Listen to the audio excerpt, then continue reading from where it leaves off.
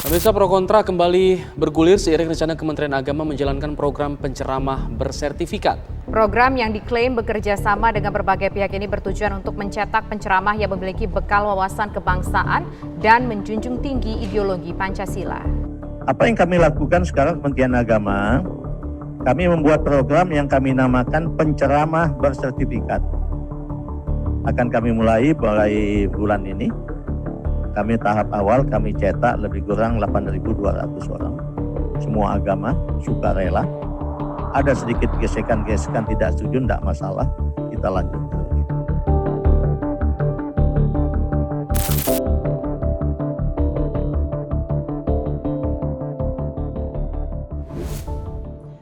Nah, warganet masih mengikuti dong pernyataan dari Menteri Agama yang menyatakan pertama penceramah akan disertifikasi. Sebenarnya bukan isu baru karena beberapa waktu sebelumnya kita juga sempat dengar dai khususnya ya yang akan disertifikasi.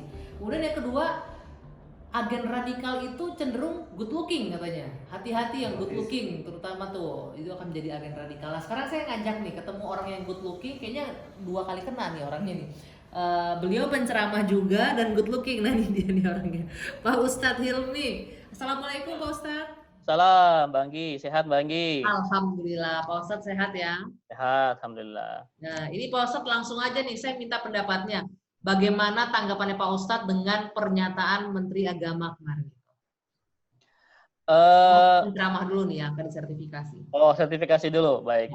Kemarin ketika saya membahas di TV One ya di Apa Kabar Indonesia, saya mendapatkan informasi dari Dirjen, Pak Dirjen, yang sepertinya lebih lengkap ya dibandingkan dengan apa yang disampaikan oleh Pak Menteri. Kalau Pak Menteri kan selama ini statementnya selalu ujungnya itu radikalisme dan intoleran. Itu selalu publik itu persepsinya kayak begitu karena selalu dibawa ke arah situ. Tapi kemarin ketika saya mendapatkan info dari Pak Dirjen Bimas kalau nggak salah ya, Kemenak itu Pak Komarudin, saya mendapati hal-hal yang sebenarnya wajar ya. Jadi semacam ini loh Mbak, Lemhanas gitu lah, atau penataran P4 zaman kita sekolah dulu. Jadi setiap penceramah itu diberikan wawasan kebangsaan, lalu cara berdakwah yang moderat gitu, seperti apa. Walaupun sebenarnya kami, ya para dai ini pun sudah mengetahui hal itu gitu ya. Ketika sekarang zamannya sudah masuk ke era digital gini, mau nggak mau kan dakwah juga nggak boleh kaku Mbak. Harus fleksibel, harus moderat. Ya, namun kalau memang ujungnya harus diberikan wawasan kebangsaan, saya bilang no problem. Yang menjadi masalah buat kami, kalau nanti di sertifikasi itu ya ada materi penyamaan narasi berdakwah, ini yang kami khawatirkan. Gitu loh Mbak. Jadi orang para dai itu disuruh berdakwah yang sejalan mungkin dengan apa yang diinstruksikan pemerintah ya. Para dai pun nggak boleh galak gitu ya, nggak boleh kritis, nggak boleh mengkritisi kebijakan pemerintah. Khawatirnya kami dibawa ke arah situ. Ya itu Mbak kira-kira yang kami menjadi masih belum 100%. Kenapa concernnya ke sana? Apakah selama ini memang kan harus dipisahin nih Pak Ustadz antara ceramah syiar agama dengan mengkritisi pemerintah. Mungkin wajar nggak sih ketika pemerintah ada kekhawatiran itu, karena kan penceramah ya udah harusnya ceramah agama saja, syiar agama saja, nggak usah ikut-ikutan mengkritik pemerintah dalam materi ceramahnya. Ya, sebenarnya begini Mbak, kami pun para dai ya nggak mau ikut campur masalah politik, masalah kebijakan yang sifatnya politis dari pemerintah. Kami tuh yang concern ketika ada kebijakan pemerintah yang menyinggung umat Islam atau berhubungan dengan kepentingan umat Islam. Atau ya gitulah membuat gerah umat Islam, seperti kemarin ada wacana yang ya good looking, ya ada wacana sertifikasi para dai, ada wacana bahkan peraturan tentang apa ya, tentang pondok pesantren dan sebagainya yang kira-kira membuat nggak nyaman umat Islam. Nah ini kami harus menyuarakan kan, kalau bukan kami yang menjadi corong publik siapa lagi gitu loh Mbak. Seperti itu. Kalau untuk masalah-masalah politik sebagainya ya itu ya silahkan sajalah. Kita kan sudah selesai nih Mbak. Saya juga kadang masih bingung Mbak di sosial media kita. Ya, kita ini kan sudah selesai pilpres sudah lama nih Mbak. Tapi ya tetap aja. Resikonya masih ada sampai sekarang. Betul Mbak. Jadi kami itu kadang-kadang bingung sama netizen ya. Di satu sisi kami itu nggak mau dikelompokkan Mbak. Ini pendukung 01, pendukung 02. Ini kan udah selesai. Yang di atas saja udah gabung gitu kan ya. Masa kami yang di bawah masih harus fight masalah itu? Kami nggak gitu. Kami akan objektif, mengkritisi apapun yang memang kira-kira nggak bagus gitu, Mbak. Ya, Siapapun yang tidak dulu berpihak buat rakyat ya. betul. Tolong jangan ketika kita mengkritik itu dibilang apa ya, dibilang nyinyir lah, dibilang bahkan sampai ada kata-kata mau makar dan sebagainya. Enggak lah. Langsung diserang buzzer nggak sih Pak Ustadz ketika kritis? Banget. diserang banget ya.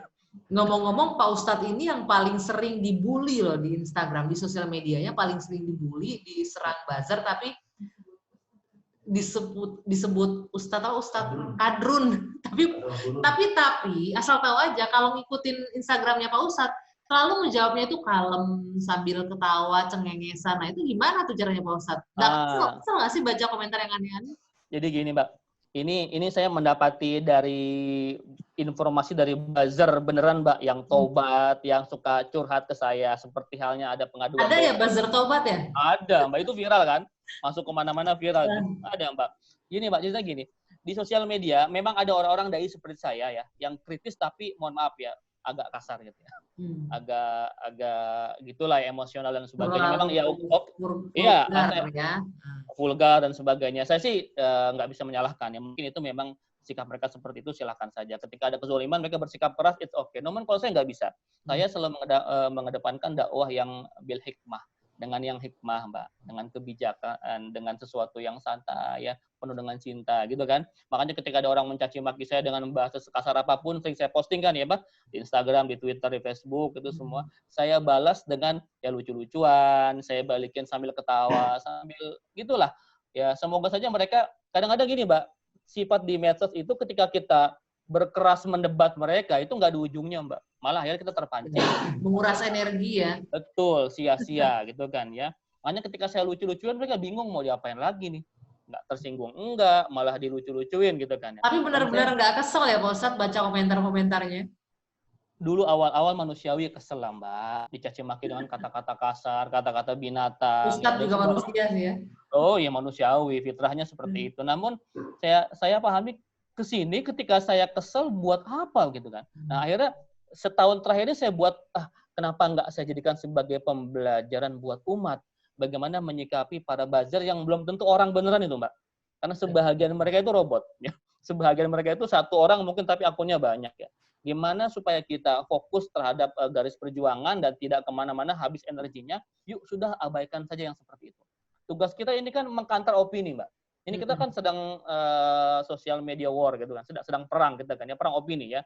Nah, kita fokus di opini kita ya. Ketika ada sesuatu yang harus kita luruskan atau kita benarkan, kita fokus di situ. Jangan habis berdebat hal-hal yang nggak substantif gitu kan, Mbak ya. Kadang-kadang malah sampai nyerang pribadi dan kata-kata kotor yang paling saya nggak suka. Itu yang saya sampaikan ke jamaah saya, ke follower saya. Yuk kalau kita mau berjuang, suarakan opini dengan cara yang akhlakul karimah.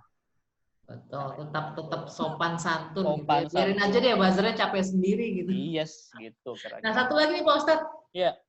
Good looking, agen-agen radikal katanya itu hati-hati. Nah, ini Pak Ustadz Hilmi kena lagi nih karena banyak netizen yang bilang nih Ustadznya good looking. Jadi gimana nih tanggapan dengan ini? Saya ketawa Mbak kemarin Mbak ketika ada videonya, saya lihat coba video Pak Menteri dari awal sampai akhir statementnya. Kenapa sampai keluar kata-kata good looking? Jadi kembali, ini rumah ibadah bukan saja di luar sana, di dalam BUMN, lingkungan BUMN, di lingkungan pemerintahan pun masuk ini. Cara masuk mereka gampang kalau saya lihat polanya. Pertama dikirimkan seorang anak ya yang good looking, penguasaan bahasa Arabnya bagus, habis mulai masuk, ikut-ikut jadi imam, lama-lama orang situ bersimpati, diangkat jadi ikut mengurus masjid, kemudian mulai masuk temannya dan lain sebagainya. Ini saya kemarin nggak ketemu sih dengan Pak Menteri ya, ini persepsi Pak Menteri yang salah. Jadi beliau kata, oh ini ilustrasi, kan itu ya dijawab sama tim beliau di Kemenak, ini hanya ilustrasi. Tapi ilustrasi yang amat sangat salah. Beliau tuh menyampaikan gini, bahwa sebagian orang-orang yang punya pemahaman radikal itu masuk ke masjid-masjid dengan bercasing, Mbak ya berpackaging lah ya, berkemasan yang good looking, ya, anak yang baik akhlaknya, santun, kemampuannya bagus, bisa bahasa Arabnya bagus, hafal Quran dan sebagainya, itu mereka lakukan, masuk ke masjid, menarik simpati orang. Setelah orang percaya sama dia, dijadikan pengurus masjid, disitulah dia menanamkan pemahaman radikal. Itu yang diberikan contoh oleh Kemenak. Padahal nggak bisa kita menyamaratakan semua. Mungkin memang ada yang kayak begitu. Karena mungkin kita pernah mendapati ada sekelompok teroris misalkan yang punya kemampuan agama yang bagus dan sebagainya. Mungkin ada seperti itu ya. Tapi kan sebagian besar tidak, Mbak. Nah, ketika Pak Menteri itu membuat ciri utama itu good looking sebagai orang yang radikal, itu jelas menyinggung banyak orang, terutama para penghafal Quran. Para santri-santri kami itu dibilang, ya Allah, apakah kami ini nggak boleh ngapal Quran? Takut dicap sebagai orang yang radikal dan sebagainya. Jadi sebenarnya ilustrasinya salah. Ya, harusnya disampaikan ada oknum. Dia nggak bilang oknum, Mbak. Memang ada sih. Ya. Karena setahu saya memang orang-orang yang memasuki, jangankan nggak usah membawa paham radikal, Mbak ya. Kita mau jualan aja kan harus good looking dulu, Mbak. Minimal kan? tertarik orang lihat penampilan atau bungkusnya gitu ya. Betul, Packaging. iya, packagingnya itu. Nah ini good lookingnya tapi dinarasikan orang yang hafal Quran, orang yang berbahasa Arab bagus, kemampuan agamanya bagus, santun, akhlak karimah. Nah itu kan orang-orang baik, Mbak. Ya, itu orang-orang baik. Jangan Zona aja Pak Menteri ya Pak Ustadz ya. Nah, itu dia. Nanti saya khawatirnya dengan statement begitu, anak muda kita nggak mau good looking gitu ya. Udah gue jadi bad boy aja gitu. Kalau bahasa zaman now, pak boy gitu ya. Gue jadi pak boy aja gitu ya. Nggak usah good looking, karena good looking takut dibilang calon teroris dan sebagainya. Iya, ini yang harus diklarifikasi lah sama Pak Menteri ini. Selalu membawa kehebohan beliau ini ya. Tapi Itulah, Pak Ustadz, melihat Menteri Agama kita gimana sih? Emang belakangan ini kan sering banget mengeluarkan statement yang ujung-ujungnya blunder, statement yang ujung-ujungnya penuh pro dan kontra. Ya. Kalau Pak Ustadz Hilmi sendiri melihat, apakah memang nggak sengaja atau memang sengaja dikeluarkan begitu untuk melihat reaksi di masyarakat? Iya, dari awal ketika saya tahu Pak Jokowi mengangkat seorang jenderal menjadi Menteri Agama, itu kan juga sudah sebenarnya kaget ya. Loh, ini Menteri Agama nggak salah gitu loh. Kenapa harus jenderal? Oh, ternyata. Dan statement awalnya pun radikalisme kan, memerangi radikalisme. Dan statement saya ini bukan menteri, mulai dari cadar, ya, celana cingkrang, cadar, lalu kemarin yang good looking itu, lalu perang terhadap radikalisme, intoleran dan sebagainya, ya, BUMN nggak boleh diisi oleh penceramah radikal dan sebagainya, hingga saya kena korbannya juga, Mbak, saya dibilang penceramah radikal begitu kan ya. Jadi ini selalu membuat kehebohan lah. Ya, jadi akhirnya persepsi publik sama Pak Menteri ini kan selalu seperti itu, Mbak. Ini orang kok ujungnya, mohon maaf ya, jualannya radikal terus gitu. Apa nggak ada yang diurusin lagi di Kementerian Keagamaan, ya? Karena banyak lah yang kita urusin gitu, Mbak, dibanding hanya sekedar jual masalah radikalisme. Ini adalah bagiannya, ya. Ini kan jangan sampai menguras energi kita, Mbak. Ya. Kadang-kadang begini loh, Mbak. Saya di sosial media, mohon maaf nih, Mbak. Sosial media kita itu jahat, Mbak. Jadi orang-orang yang nggak sepemahaman, yang nggak sejalan, atau kritis, atau vokal, itu langsung dicap radikal hari ini. Ya. Dicap radikal, ujungnya kalau nggak HTI, FPI, Mbak. Gitu ya. Saya ini kan korban dituduh HTI, Mbak. Saya bilang gini ya, sampai ada, silakan Mbak googling nama saya lah. Itu Ustadz Hilmi ketakutan disebut HTI, saya bilang, saya nggak ketakutan. Karena memang saya bukan HTI, saya bilang. Saya pernah nge-tweet, Mbak. Saya berikan sayembara 100 juta rupiah. Hadiah ini, demi Allah hadiah. Buat orang yang bisa membuktikan saya ini HTI, saya bilang. Tapi bukan berarti saya itu benci sama HTI, enggak. Ya. HTI kan sudah bubar, sudah selesai. Yang khilafah itu kan memang ajaran Islam. Ya, khilafah itu ajaran Islam, tapi nanti saya nggak tahu apakah itu penerapannya di Indonesia atau di seluruh dunia, saya nggak tahu. Kalau kita ingkar sama khilafah nggak boleh, itu hadis Nabi. Ya, namun kalau penerapannya di Indonesia itu saya rasa juga enggak lah ya, Indonesia itu sudah final, saya bilang. Pancasila, NKRI itu sudah final, ya sudah selesai. Jadi tolong jangan ketika Anda kalah berdebat, berbeda pendapat, langsung ngecap kami itu sebagai orang-orang yang radikal lah, kadrun lah, HTI dan sebagainya. Ini buat apalah, capek saya, Mbak, gitu kan ya. Itu isinya cuma gitu doang, Mbak, lihat di Twitter deh, Mbak. Nah, ya. Pak Ustadz tadi ngomong-ngomong udah bilang kan korban nih nggak bisa lagi menceramah di tempat-tempat kayak BUMN gitu ya. Nah, apakah nanti dengan program Menak ini mau ikut nggak disertifikasi sebagai penceramah atau udah deh nggak usah ikutan? Teman-teman saya 99% enggak, Mbak. Saya pernah tanya di grup ya, siapa yang mau ikut? Wah, sambil bilang amit-amit dan sebagainya.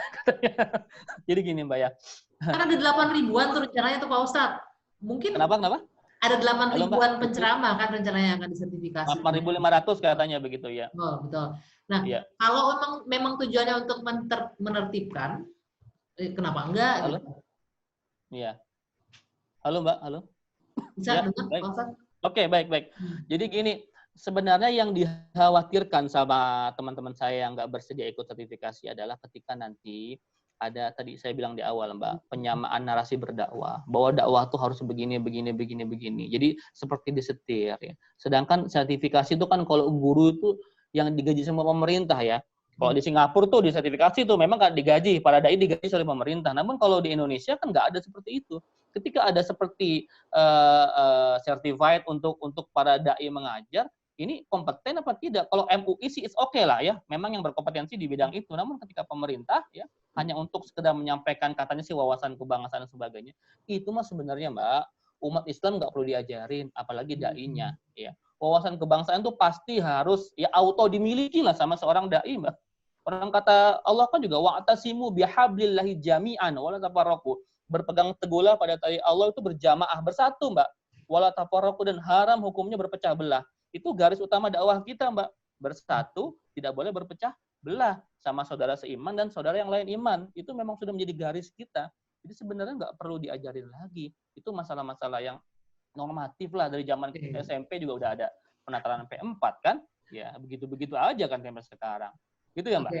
Ya, Ya. berarti intinya tetap ya nggak bakalan ikutan nih sertifikasi itu ya? Kayaknya sih enggak, so far sih enggak Mbak. Kecuali memang ada nanti ya kesepakatan umum ya, wah harus apa. Tapi menurut saya gelar, mohon maaf ya, gelar dai, gelar ustadz, gelar kiai itu kan yang melabelikan masyarakat Mbak. Betul. Pemerintah oke, kasih dia gelar apapun, tapi nggak diterima sama masyarakat buat apa? Kan yang mengundang masyarakat, yang mencintai masyarakat. Gelar kiai itu kan juga Indonesia Mbak. Ya, gelar kiai ustadz itu kan ada di Indonesia. Ya, sebutan kalau di luar kan syekh gitu ya. Indonesia kiai itu kiai nggak bisa sekolah di kampus mana dapat gelar kiai, nggak ada Mbak. Ya, itu dari masyarakat yang melabeli bahwa dia pantas disebut seorang kiai, ya kan. Makanya kan saya sendiri kan, saya ini kan anak IAINU Mbak. Ya, walaupun sering dicaci maki ya, oh kok IAINU yang miring katanya, yang nggak sejalan sama ya wes lah, nggak apa-apa saya bilang. Memang saya anak IAINU, saya ini Gus nih Mbak, tapi saya nggak pernah bawa nama Gus. Itu kok semua label masyarakat Mbak. Nggak ada sekolah dapetin kata kiai, kata Gus itu enggak. Ya, jadi intinya adalah bahwa gelar dai itu masyarakat yang memberikan, yang mengapresiasi. Oke. Mau dapat sertifikat 10 kalau masyarakat nggak mau nerima ya buat apa? Percuma juga ya, nggak akan diterima. Percuma juga. Iya. Oke.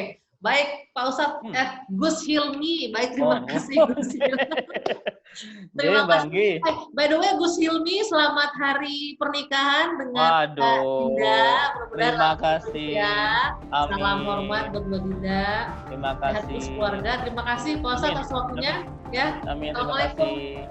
Salam warahmatullahi wabarakatuh.